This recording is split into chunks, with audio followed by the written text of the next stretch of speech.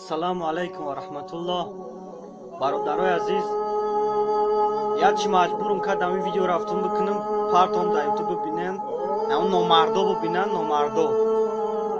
Дар ютуб як видео дидам нав, я занака меқаванд дар мошин.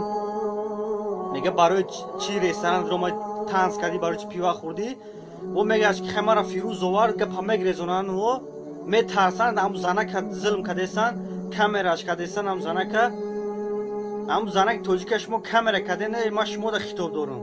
Ам занака камера карден, фикр накарден ҳоли ам занака чӣ мешава? Ай Аллоҳ наметарсен шумо. Пага занака ки мегира ба? Пага агар шумо ам кина ҳамин видеоро бибинанд дар ютуб ку, ҳамун занака бо талоқш мекунад. Вақти мепурсаш барои чӣ омадӣ кор мега коркунӣ омадам Тоҷикистон, зана мега ма коркунӣ омадам, ой марда мега ки о маладес хуш омадӣ, на маладес о коркунӣ омадӣ, маладес. Ту бояд нангат бияе, ту бояд обо чашм бирезад ки зани тоҷика бини ки Россия коркунӣ омадиса, бая латай сафез. Мо марда кем дар Россия қадар азоб он метан кофиро, ин занака ҳолиш чӣ мешава? Ту чӣ ба камераш мекунӣ занака мепардозӣ? Ту обрӯи миллати тоҷика бу резонде шумо мефаҳмед? Баъд мега ки моро узбеко дашно мекунанд, моро чеченшон албат субҳаналлоҳ. хито шарманда кардеси. баъд узбеко душмонтон мекунанд, чеченсон мепаронандтон, мекушандтон, доғистоно шаюсу, қирғизо шаюсу, қазоқо шаюсу, шармандамон карден, обрӯмон резонде. Наву тоҷики бадбахт дига тоҷика буда кор фармода дадиси уруз додадис паронда да пош. тоҷики хит шакрта беобрӯ кардеса. хемуна беобрӯ кардесем, албатта дига беқадр мешем дига. дар куҷое бирем дига беқадрем дига. дар ютуб парда занаки тоҷика куҷода номузи ту? мусулмонам хеле кор мекуна. ҳазрати Умар вақте ки хабар омад ки як зана подшоҳи Рум гирифта асир гирифтаастш, ҳазрати Умар нома навист. бисмиллаҳи раҳмони раҳим, нома аз Умар ибн ал-Хаттоб ба саги Рум. ин зани мусулмони ту асир гирифтаиш озодш, ки агар озодш нам қасам ба Аллоҳ ончунон лашкаре мекунам ки аввалаш дар пеш қазита, охирш дар Макка Мадина. мегӯяд ончун ларзаш ки дарҳол гу бигирен зана озод кен бирава. На ира мардӣ мегӯянд. шумо занака мегиред камера мегиред дар ютуб мепартоед, аяхло наметарсед шумо. ту бояд мефти камераш намекардӣ, ту ақл надорӣ ту. ҳазрати Саъдӣ гуфтанд калонсолӣ нест, калон ақлист. бо ту нагӯ ки ман кӯдактро насиҳат кесам. калон ақлист гуфт. агар ақл надошта бошӣ, ман туро мефаҳмонам ки чок мекардӣ бояд. ту бояд ӯ занака мегирифтӣ, насиҳатш мекардӣ. барои чӣ омадӣ? тура чӣ маҷбур кард аз чӣ омадӣ? чӣ проблема дорӣ? шу надорӣ?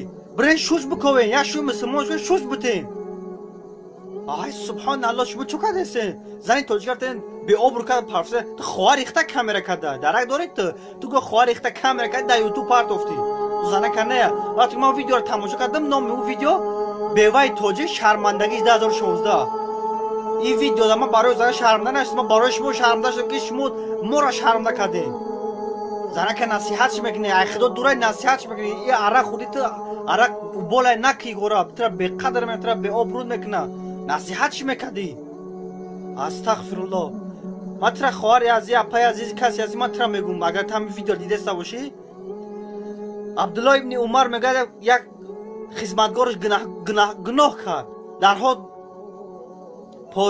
дарҳо милисаҳам коргарои ҳазрати Абдуллоҳ ибни Умар дастгир кардани гунаҳгор оварданд пеши ҳазрати Абдуллоҳ.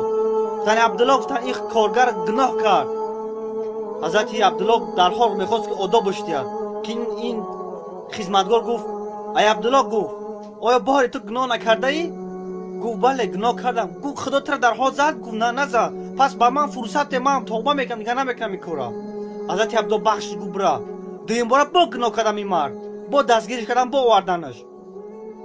ҳазрати Абдуллоҳ бохост ки бо одобуш битад. боз ин мард гуфт, ай Абдуллоҳ, гуфт оё бори гуноҳ накардаӣ? гуфт гуноҳ кардам. оё худо ба ту азоб дод? гуфт на, азоб надод, ба ман фурсат дод ки ман тавба кунам. пас ба ман фурсате, ман тавба мекунам, аз ислоҳ мешавам, дига ин корро намекунам. боз сеюм бора бо ҳамин гуноҳро кард. боз дастгир шудам, бо пеши ҳазрати Абдуллоҳ оварданаш. ҳазрати Абдуллоҳ гашт нигоҳш кард. ин марди сеюм бор гуноҳ кард, сараш хам ба чеҳраи ҳазрати Абдуллоҳ нигоҳ намекунад. ҳеҷ чиз намегӯяд. حضرت ابلا گفت امر گفت هر وقت اون سخنی که میگفتی چرا امروز نمیگوی؟ دست هم سرش برداشت گفت ای عبدالله گفت قسم به الله گفت شرم میکنم گفت شرم میکنم یکم بار گناه کردم دوم بار گناه کردم سوم بار گناه کردم شرم میکنم که دوفر با طلب بخشی پرسم تو ای زن از خدا بترس تو امروز این مردها تو را کمر کردن پرتافتن با تو چشم اینا بگریزون با برای گناه کنی تو میگی آدم از آدم شرم کرده تو از خدا شرم کن نخواد تو بدون درون رستوران عرق بنوشی تنس کنی تو زنی تو گوهری تو خدا به قدر میکنی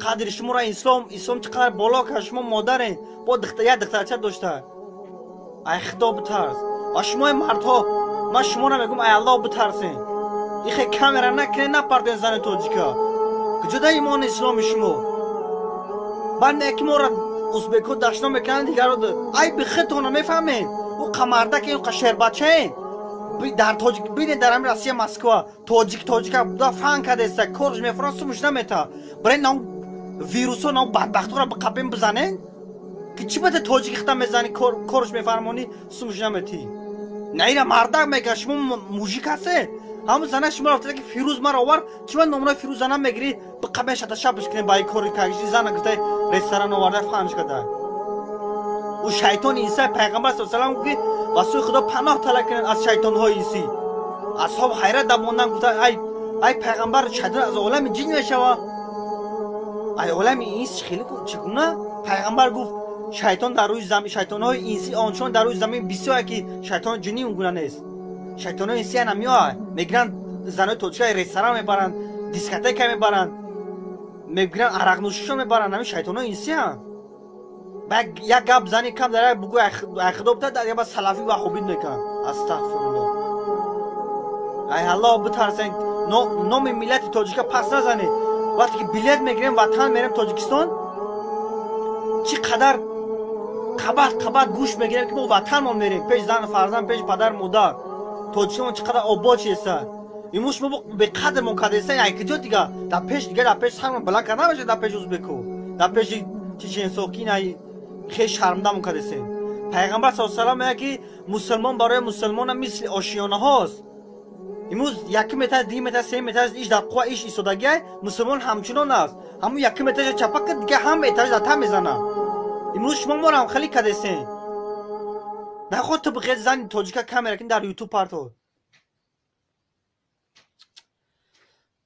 استغفرالله السلام علیکم و رحمت الله